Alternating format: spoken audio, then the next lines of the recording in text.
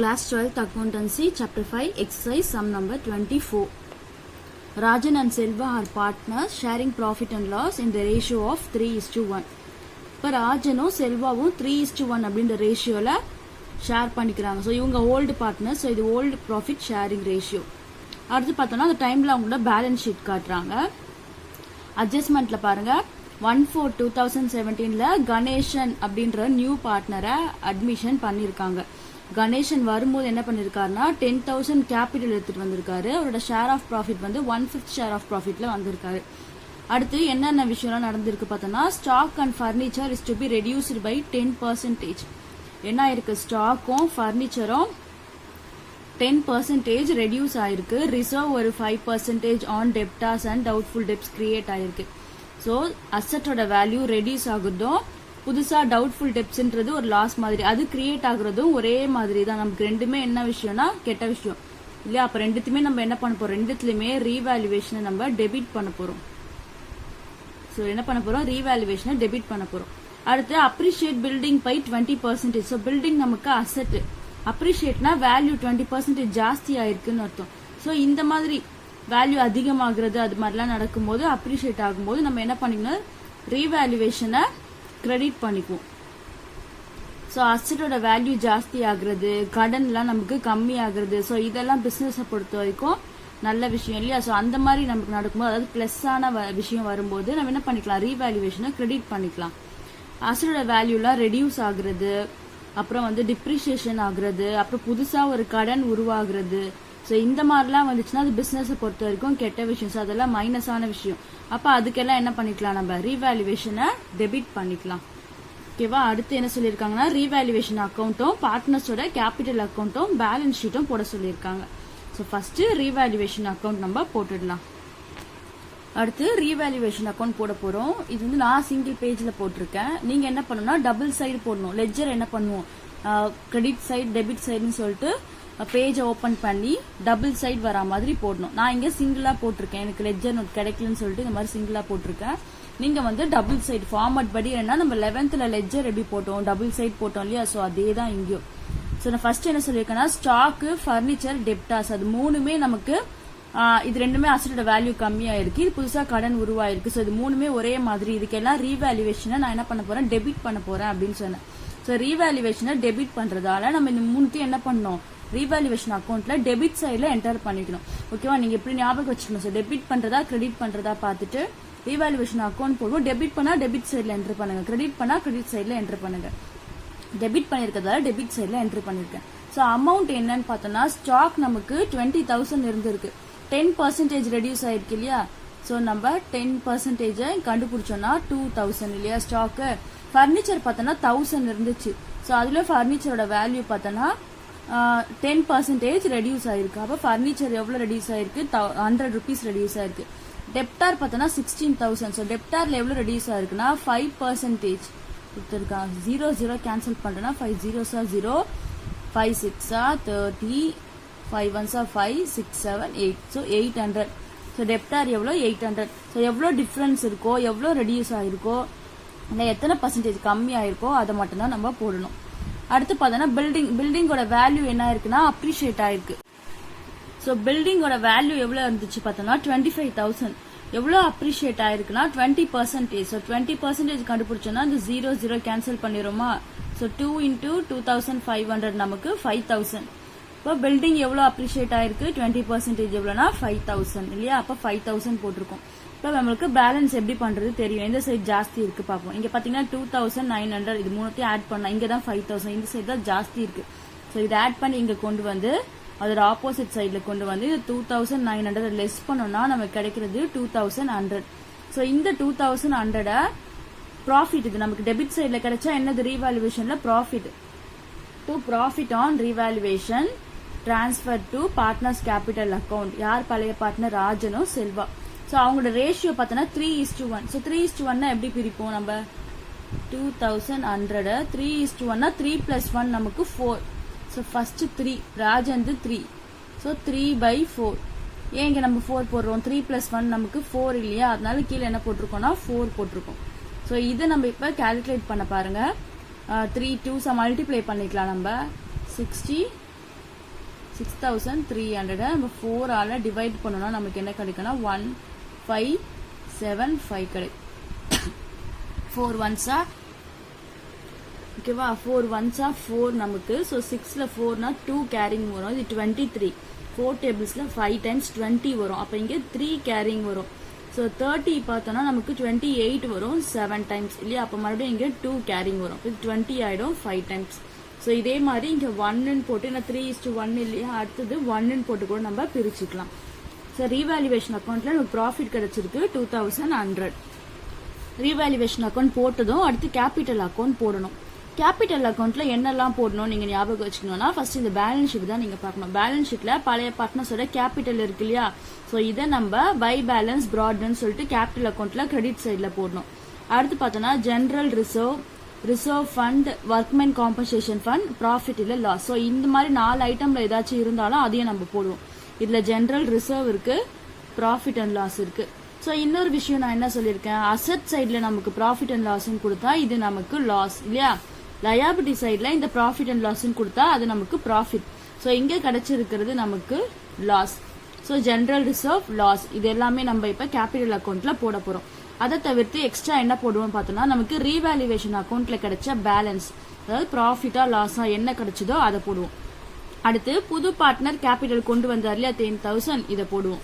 ஒருவேளை அவர் குட்வில் கொண்டு வந்தா அதையும் போடும். ஸோ கேபிட்டல் அக்கௌண்ட்ல என்ன போடணும் பார்த்தோம்னா, பழைய பார்ட்னரோட கேபிட்டல், அடுத்து general reserve, workmen compensation fund, reserve fund இல்ல ப்ராஃபிட் ஆர் லாஸ், அடுத்து புது பார்ட்னரோட கேபிட்டல், குட்வில் கொண்டு வந்தாங்கன்னா, அப்புறம் ரீவேல்யூவேஷன் அக்கௌண்டோட பேலன்ஸ். இது எல்லாமே நம்ம இந்த கேபிட்டல் அக்கௌண்ட்ல போடணும். ஸோ அடுத்து கேபிட்டல் அக்கௌண்ட் பார்த்தோம்னா லெட்ஜர் மாதிரியே தான், இதையும் நம்ம டபுள் சைடு தான் போட போறோம். ஸோ நான் இந்த அன்ரூல் நோட்ல சிங்கிள் சைடு போட்டிருக்கேன், நீங்க லெட்ஜர் நோட்ல டபுள் சைடு தான் போடுவீங்க. நான் எல்லா சம்ஸும் முடிச்சுட்டு உங்களுக்கு ஃபைனலா வந்து எந்தெந்த சாப்டர்ல என்னென்ன ஃபார்மட் யூஸ் பண்ணி லெட்ஜர் நோட்ல போடணும் அப்படின்றத நான் போட்டு காட்டுறேன், அதுக்கு ஒரு வீடியோ போடுறேன். இப்போ டபுள் சைடு நம்ம இதை போட போறோம். ஸோ கேபிட்டல் அக்கௌண்ட்ல என்னன்னா, புது பார்ட்னரோட சேர்த்து மொத்தம் எத்தனை பார்ட்னர் இருக்காங்களோ அத்தனை காலம் பிரிச்சுக்கணும். அமௌண்ட் காலம் புது பார்ட்னரோட சேர்த்து மொத்தம் 3 பேர் இருக்காங்களா, ஸோ 3 காலமா பிரிச்சுக்கிறோம், 2 சைட்லயும், டெபிட் சைட்லயும் கிரெடிட் சைட்லயும். ஃபர்ஸ்ட் என்ன போடணும்னு சொல்லியிருக்கேன், பழைய பார்ட்னரோட கேபிட்டல். பழைய பார்ட்னரோட கேபிட்டலை பை பேலன்ஸ் ப்ராட் டவுன் போட்டு தான் நம்ம போட போறோம். அந்த கொஸ்டின்ல கொடுத்துருக்காங்களே பேலன்ஸ் ஷீட்ல 30,000, 16,000. அடுத்து ஜெனரல் ரிசர்வ் இருக்கு, நான் ஆல்ரெடி சொல்லியிருக்கேன் இல்லையா, ஜெனரல் ரிசர்வ், ஒர்க்மென், அப்புறம் compensation fund, reserve fund, profit and loss, இந்த 4 ஐட்டமும் இருந்தா போடும். நமக்கு ஜெனரல் ரிசர்வ் இருக்கு, ஸோ அது பாத்தீங்கன்னா 4,000 இருக்கு. ஸோ இதெல்லாம் எப்படி பிரிக்கணும்னா ஓல்டு ரேஷியோ படி தான் பிரிக்கணும். நான் எப்படி பிரிக்கணும்னு சொல்லியிருக்கேன். ஓகேவா, அப்ப என்ன பண்ணணும், 4,000 into 3/4, அப்புறம் 4,000 into 1/4 சொல்லிட்டு பிரிச்சு 2 பார்ட்னருக்கும் பிரிச்சு போடுவீங்க. அடுத்து ரீவேல்யூவேஷன் அக்கௌண்ட்ல நமக்கு கிடைச்ச ரீவேல்யூவேஷன் ப்ராஃபிட் கிடைச்சது. ப்ராஃபிட்னா இந்த சைடு, லாஸ் எல்லாம் இந்த சைடு. ப்ராஃபிட் கிடைச்சதுல ஒருவேளை லாஸ் கிடைச்சா இந்த சைடு போட்டுக்கலாம். ஸோ ப்ராஃபிட் நம்ம ஆல்ரெடி அதுல பிரிச்சு தான் வச்சிருக்கோம், ஸோ அதை நம்ம இப்ப பிரிச்சு போட்டுக்கலாம். அடுத்து பார்த்தோம்னா புது பார்ட்னர் நமக்கு 10,000 கேபிட்டல் எடுத்துட்டு வந்தாரு. ஸோ அவரு எடுத்துட்டு வந்ததை பை பேங்க் அப்படின்னு தான் போடுவோம் நம்ம இல்லையா. கேஷ் அப்படின்னு கொடுத்தாங்கன்னா கேஷ்ன்னு போடலாம், இல்ல அவங்க பேங்க் அப்படின்னு கொடுத்தாங்கன்னா பை பேங்க் அப்படின்னு தான் போடணும். ஸோ பை பேங்க் அப்படின்னு போட்டுட்டு அவரோட நேம் கீழே 10,000 போட்டிருக்கோம். அடுத்து பார்த்தோம்னா நமக்கு பேலன்ஸ் ஷீட்ல ப்ராஃபிட் அண்ட் லாஸ் இருந்துச்சு. நமக்கு அசட் சைட்ல இருந்தா அது லாஸ் சொல்லியிருக்கேன். லாஸ் எல்லாம் கேபிட்டல் அக்கௌண்ட்ல டெபிட் சைட்ல தான் போடுவோம். So by profit and loss போட்டு 7,500, 2,500. ஸோ இப்போ நம்ம எப்பவும் போல பேலன்ஸ் பண்ணிக்கிறோம்.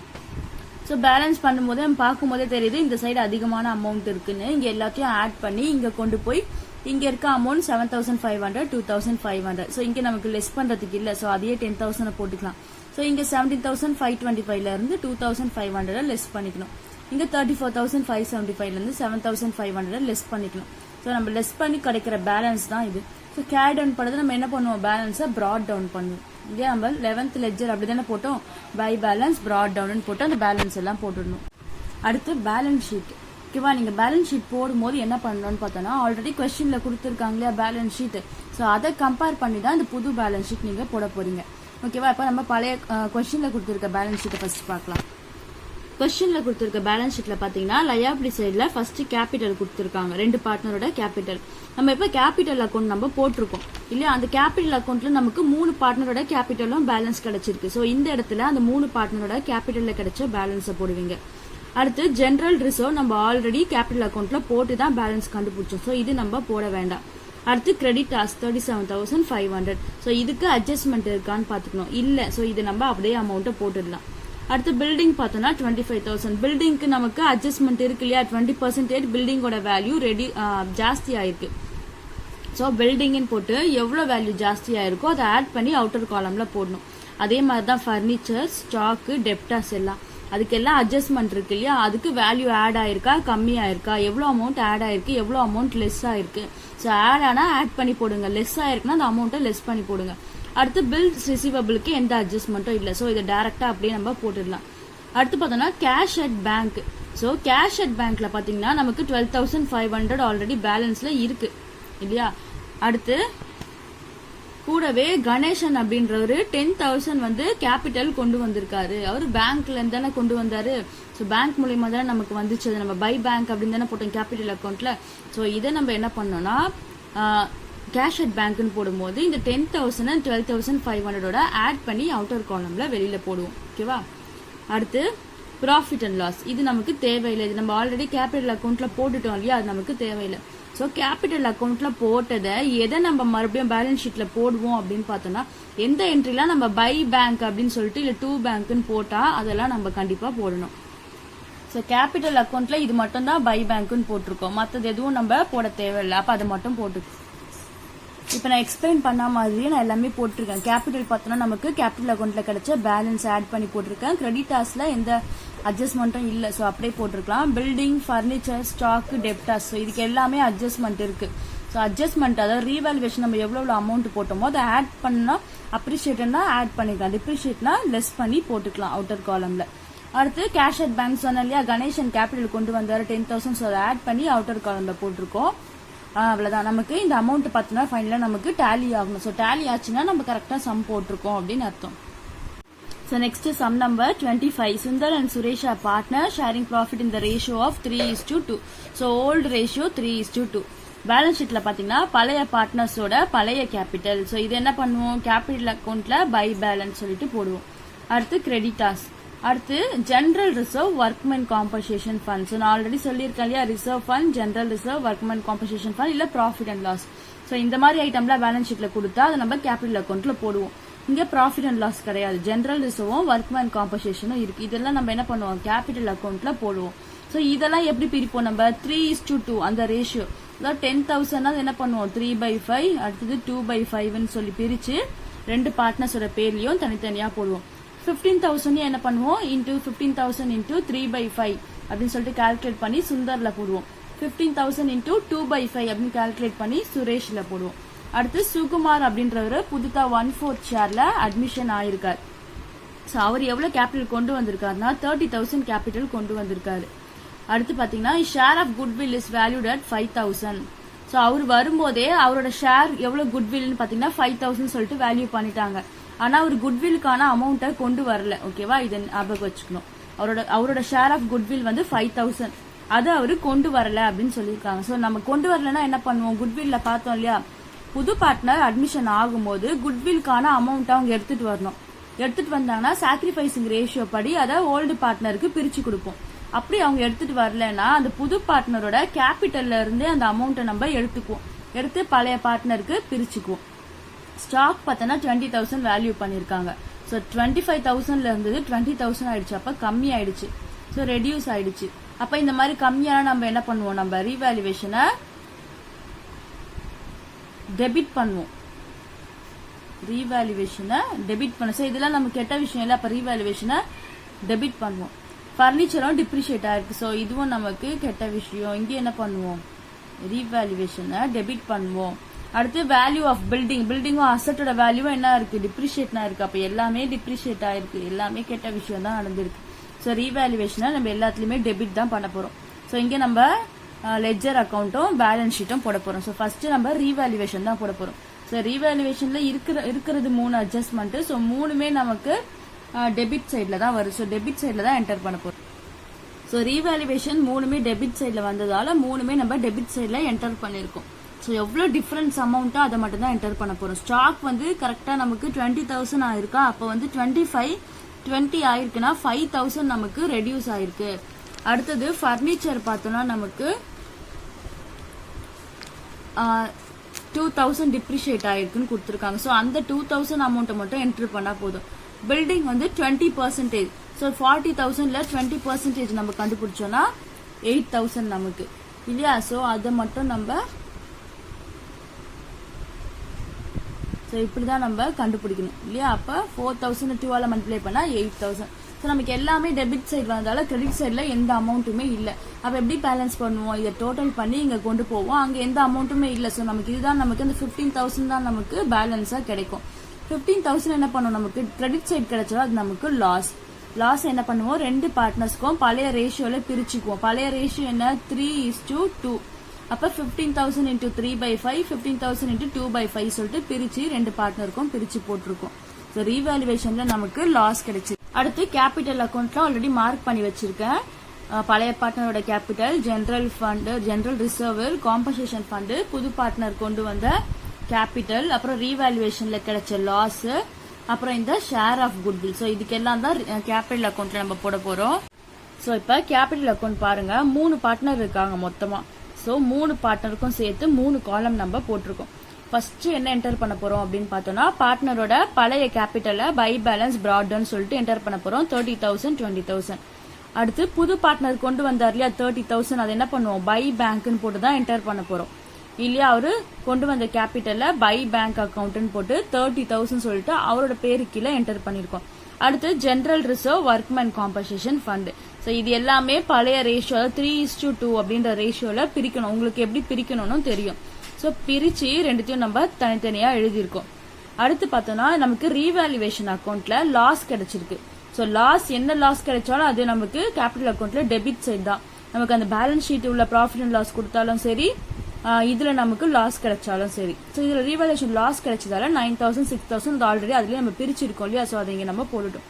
ஸோ அடுத்து இன்னொரு விஷயம் என்னன்னு பார்த்தோம்னா, அங்க என்ன கொடுத்துருக்காங்கன்னா, சுகுமாரோட குட்வில் வந்து 5,000 அவர் எடுத்துட்டு வரல.